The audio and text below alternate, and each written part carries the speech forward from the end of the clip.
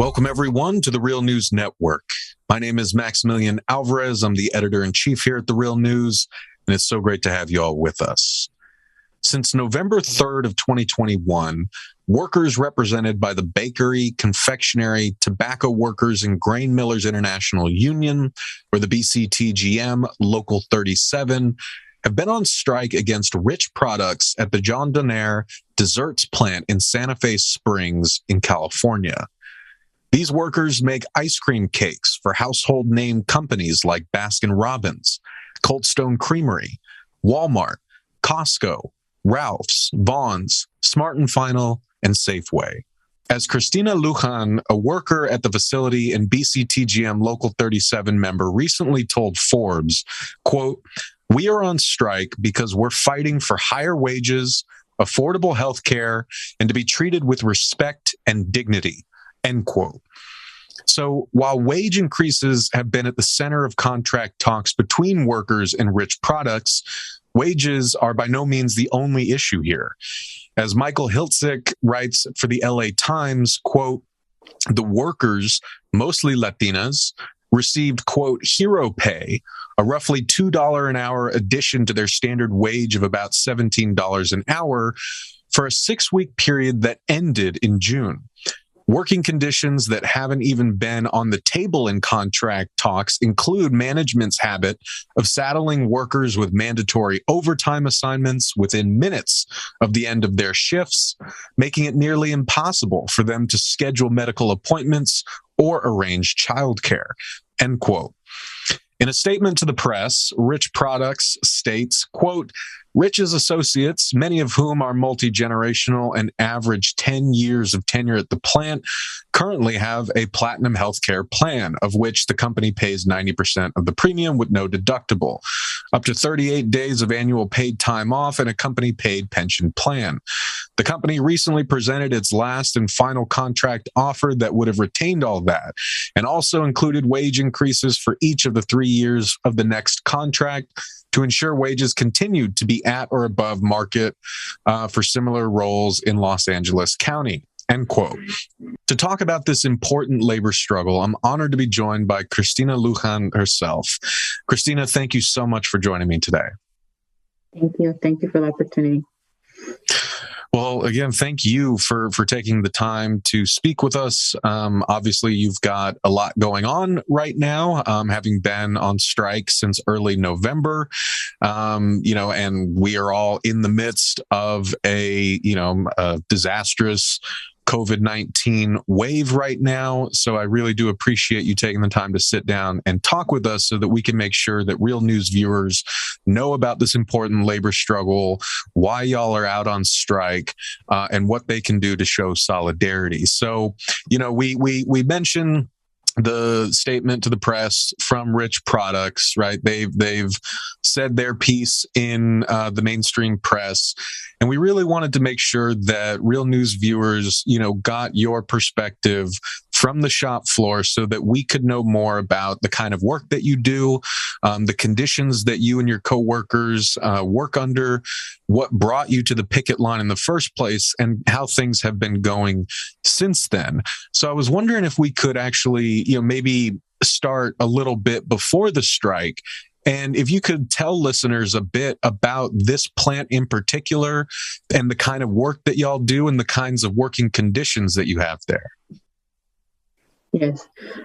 We make ice cream cakes at Jon Donaire. I personally work on the line that's called the Unifiller line, which is the line where the cakes are being decorated. The ice cream cakes are being decorated.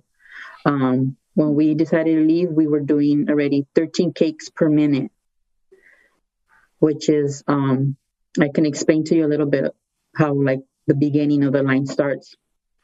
The first person on the line, she or he is receiving the cake, and she has to have a spatula in one hand. She has a bucket of corn syrup on the side of her with cardboards that are shaped in quarter sheets, because the cakes are majority quarter sheets. The slug, that's what the cake is called, is coming down a conveyor. It gets to you. Before it gets to you, you're putting the spatula into the corn syrup. You get your cardboard, you spread it, you put it down, and then you receive your cake, and you set it and you center it on the cardboard, and you're doing that 13 times in 1 minute. That's basically the beginning of the line, and that's what we're doing. And everybody else, that follows the one that's combing, she's doing that same movement 13 times in a minute. The one that's putting sprinkles on it, she's putting sprinkles on 13 cakes per minute. And that's basically that. And my line. In the ice cream line where they're making them, it's a bit more faster because there's less stuff that they do there, but they're probably ranging from 32 to 38 cakes per minute there. Wow. So regardless, there are a lot of cakes moving in front of you every single minute. Yes. And I mean, since this is important, right? Because as consumers, we've probably all enjoyed the products that you all make day in and day out. I grew up in Southern California. I used to go to Baskin-Robbins and Vaughn's and Ralph's all the time. So I know I've had, cakes that y'all have made. And since these are ice cream cakes, I think one thing that folks probably don't think about is you got to kind of control for the temperatures in the plant as well, right? So are y'all working in like cold conditions? Yes, we work in cold conditions, wet conditions, because we don't only do one style or one flavor of cake. So every changeover is a complete wash down and of conveyors and stuff. So it's mostly always wet. So it's wet, it's cold. Yes. And I guess just, speaking as, someone on the line, I guess what sort of toll does that take on your body? I mean, you imagine you're standing for a long time. It's cold. I guess just for people who are watching and listening, what does working in this specialized type of facility mean for you as flesh and blood, working people? Many of us with carpal tunnel, shoulder injuries, back injuries, you can imagine you're on your feet for minimum 8 hours, sometimes even more.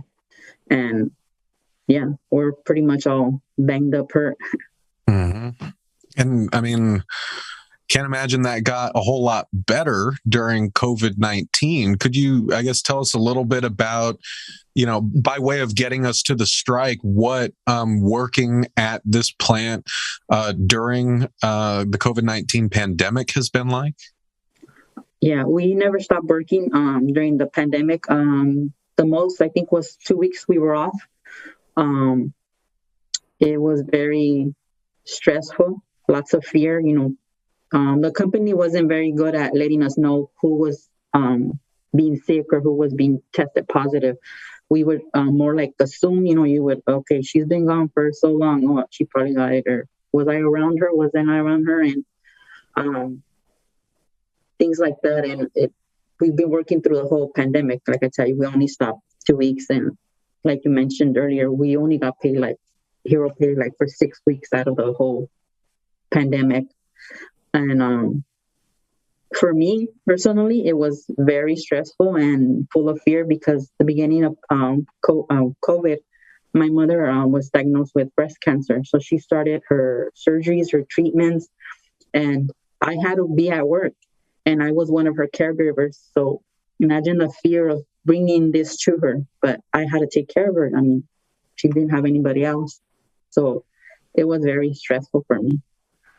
My God, I can only imagine. That is, because you don't get a reprieve, right? Every single day you're worried about getting infected, bringing it to your mother. And I can't let this point pass because it's something we've seen in so many other workplaces throughout this pandemic, right? This quote unquote hero pay scam, right? We've talked about it on the Real News many times before, But I guess for anyone watching and viewing, right, there's a very special reason why companies like companies like Amazon, and myriad others called it hero pay and not hazard pay. Because if you call it hero pay, then it feels like you as the company are kind of rewarding workers out of the kindness of your own heart. Whereas if you call it hazard pay, you're admitting that workers are working under hazardous conditions. They call you heroes for a few weeks, then it's get back to work. We're taking that money away. Just a little bit of, cover up everything else, and then bam, it's gone. You're only worth it for 6 weeks, and then that's it.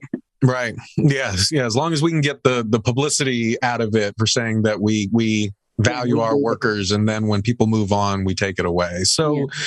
I guess, speaking about that, since obviously wages are a really crucial part of what led to this strike, I guess, could you talk us through the process of getting to the picket line? Because obviously going on strike is never a decision that workers take lightly, and it's a big, important, and often stressful decision. So I guess could you talk us through what led y'all to the point where it felt like striking was what needed to happen over there? Well, they offer, as far as wages, they offered us a 50 cents raise, which is ridiculous because everything's going up in prices, gasoline, meat, produce, everything is going like sky high. And then they were going to give us a 50 cents raise per year because our contract is for 3 years. And they were going to hire what we pay out of pocket for our insurance, which left us with no profit at all. It's like what they're giving you a raise is going to go directly into your healthcare. And if you have enough. So that's when we said, yeah, there's no profit for us here. We need to fight. Mm-hmm.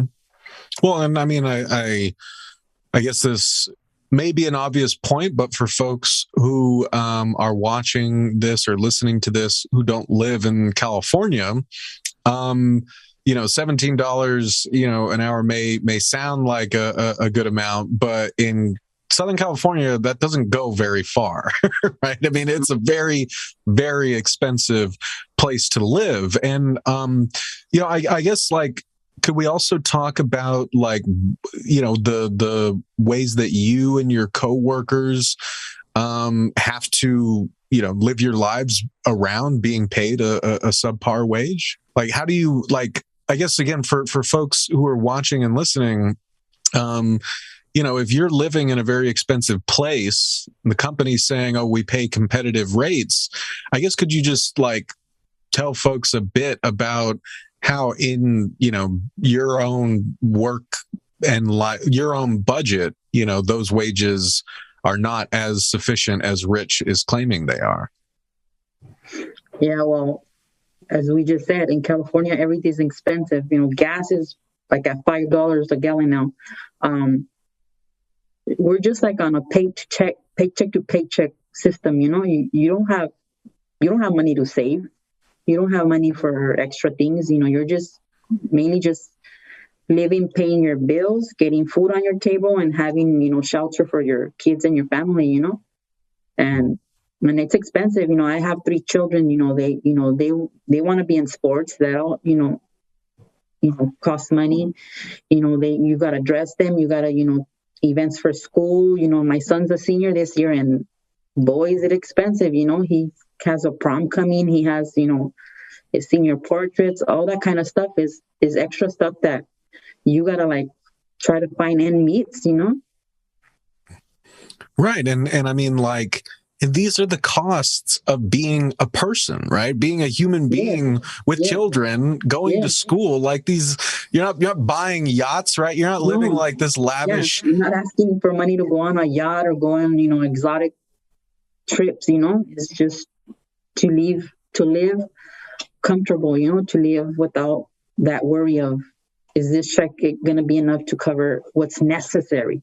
I think that what it really comes down to, right, what we're hearing from so many folks is that, if you as an employer don't see me as a whole human being, with a body that breaks down, with a family that has needs that I'm trying to provide for. Like, if you only see me as this kind of human-shaped cardboard cutout who comes to work for 8-10 hours a day and then disappears off the face of the planet, you're not respecting people in the way that you need to respect them. And I know that this is something that has come up a lot from workers there who've been on strike since November, is that fundamental question of respect. Could you, I guess, tell us a little bit about what that respect means for y'all, and how you're not getting it from this company?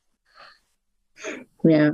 I don't think I mentioned it, but I've been in this company, working at this company for 19 years now. I've given this company more than half of my life. And every expectation that they've given us, we've met it year after year, as far as production, as far as, everything. And they don't think we're worth that $1, because that's what we're asking for, $1 raise. It just makes us very sad that they don't appreciate us. Like you say, they think we're just made out of cardboard or something. Mr. Rich says that, they're the most competitive wages or whatever, something like that. But I say, if you can, why can't you give us a little bit more? Which is, I'm sure that you can, because you're worth $7.5 billion. Why not appreciate all these human beings that have given, some of the workers have been there for 30, 35 years, minimum 19 years. We've given our whole life to this company, and we've met every goal that you put, every expectation, and you don't think that we deserve this raise and what we're asking for? And, I always kind of roll my eyes at companies who say this, with a straight face, right? Because context really matters here, right? I mentioned Amazon, for example. So this time last year at The Real News, we were reporting on the union drive in Bessemer, Alabama at the Amazon fulfillment center there, right? And Amazon was constantly saying, we pay, some of the highest wages in the area.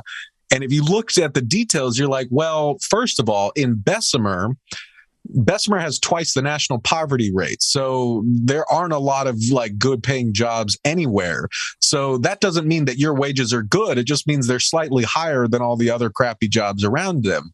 But what they were also leaving out is that in the greater Birmingham area, unionized warehouses like Amazon were actually paying $2 more than what Amazon was paying. So it's kind of this way that they only show you one side of what they're talking about. So rich products can say we pay competitive wages with similar work in the area. But if folks doing similar work in the area are all struggling to get by, that's not saying much. That's just saying that no one's getting paid what they deserve.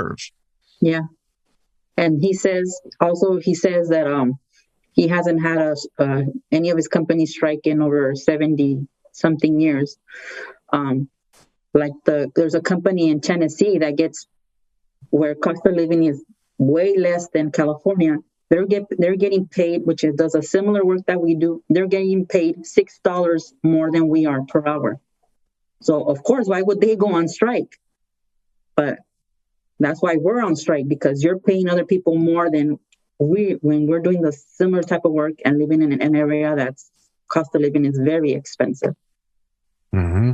Yeah, man, that is mind blowing. And I know how much you have going on, and I don't want to take liberties with your time. But I guess by way of maybe rounding us out, I wanted to ask if you could tell viewers and listeners a bit about what it's been like to be on strike since early November, where things stand right now, and what folks in the area and around the country and around the world can do to show solidarity with you and your coworkers. Well, it's been hard. It's hard. It's not, it's not a party, it's hard. We're out there 24/7. every day through Christmas, through rain. Our rainy season started, and it started pretty strong here. And we've been out there every single day. We're trying to keep strong. I mean, we've had a lot of help from the community, from other local unions also. They've been helping us a lot. They've been bringing food baskets to us, gift cards. Just, they just been there, giving us, we can do it, and, just keep fighting. And they haven't left us alone. But it's hard. It's a struggle. I mean, we're living on a $185 paycheck that are strike benefits, and we have to make it needs, but we think it's worth it. We think it's worth fighting for what we want. Mainly, we need this type of media. We need to get it out. We want to show the greed of this company, that we feel they're not giving us what we want, not because they can't, because they just decided not to give it to us. And just mainly that, just to get it out in the public, and so we can hopefully get a better contract. So that is Cristina Lujan, a worker at the Rich Products Jon Donaire Desserts plant in Santa Fe Springs in California, and member of BCTGM Local 37, who's been on strike with her coworkers since November 3rd. Cristina, thank you so much for joining us here at The Real News. Thank you. Thank you for the opportunity. For everyone watching, this is Maximillian Alvarez. Before you go, please head on over to therealnews.com/support. Become a monthly sustainer of our work so we can keep bringing you important conversations and coverage just like this. Thank you so much for watching.